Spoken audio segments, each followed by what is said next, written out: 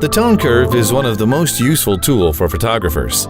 It can be used to make any tonal adjustments like brightening your image and adding contrast.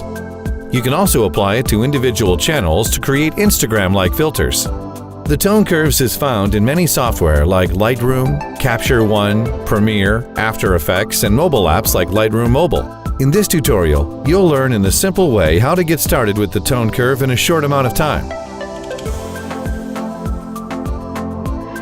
Adding a tone curve adjustment. Although the tone curve can be found in many software, the best way to learn it is through Photoshop. In Photoshop, you can add it to Adjustments panel by clicking on this button here. If you don't see the panel, you can open it by going to Window, Adjustments. How to use the tone curve. Let's start with the demonstration. I added a tone chart on the bottom of this image so that you can see what's happening with the tones. The tone curves has a diagonal line that you can add points to like this. The points can then be dragged around to change the shape of the line. If I remove all the points and create a curve like this, it'll brighten the image. But why does it do that? It's simple. Let's reset the curves to make the line straight again. Right now, if I add a point to the middle like this, it's telling Photoshop or whatever software you're using to make this tone on the bottom equal the tone on the left, which does nothing because they're the same tones. Let's drag the point upwards.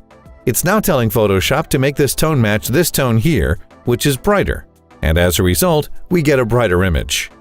The points you add will tell Photoshop to remap the tones from the bottom chart to the left chart. Here's another example. If we create an S-curve like this, it adds contrast because it's making the shadows darker and highlights brighter. Using the tone chart technique. Memorizing shapes like the S-curve won't get you far. The secret to mastering tone curves is to develop the instinctive feeling of how it works. And you can do this using the tone chart technique. Check the video description for more details about the tone chart and where you can download the free tone chart Photoshop action. After loading the action, you can play it to create a tone chart.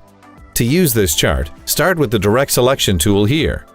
This tool lets you add points on the chart automatically based on the tones you select in your photo. But instead of selecting from the photo, we're going to drag on the tone chart. So if we want to make the shadows brighter, we can drag this tone here upwards.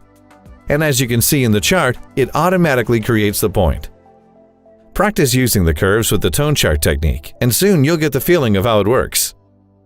Something to be careful of are wiggly lines like this, which can happen if you have several nodes too close to each other. This will make the tonal areas look weird, and you can fix it by removing the nodes and ensuring that you have a simple and smooth curve like this.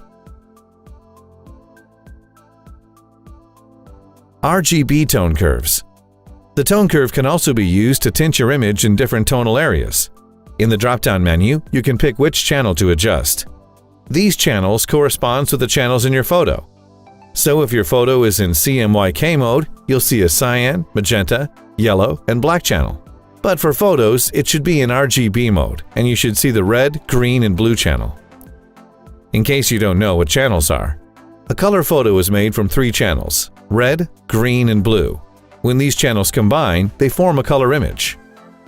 You can find the channels by going to Window, Channels. In this panel, you can change the brightness and contrast of the channels individually, which will result in color tints. For example, if we brighten the red channel, it'll tint the image red.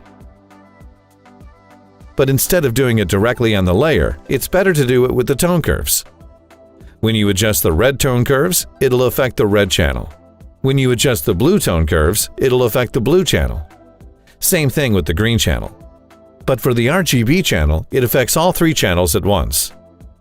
The best way to learn how to use the RGB tone curves is to also use the tone chart technique. Play around with the tone curve in the red, green, and blue channels. Try to tint your image in different ways. For example, if we want to add a green tint to the dark areas, we can switch to the green tone curves and then use the Direct Selection tool to drag the dark areas upwards. Play around with the curves to get different looks. I also recommend looking at color chart as a reference. For example, if you want to create a purple tint in the shadows, you can lift the blues and reds equally to get that color.